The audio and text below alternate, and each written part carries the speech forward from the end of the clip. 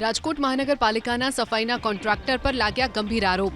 કામદાર યુનિયનના પ્રમુખ પારસ બેડિયાએ આરોપ લગાવ્યા કે કોન્ટ્રાક્ટ હેઠળના કામદારોને પગાર બેંકમાં જમા કરાવવાના બદલે રોકડમાં પગાર ચૂકવવામાં આવે છે। કોન્ટ્રાક્ટર કરોડોનું કૌભાંડ કરતા હોવાનો પારસ બેડિયાએ આરોપ લગાવ્યો। એટલું જ નહીં, પારસ બેડિયાનો તો એવો પણ આરોપ છે કે ડમી સફાઈ કામદાર રાખવામાં આવે છે।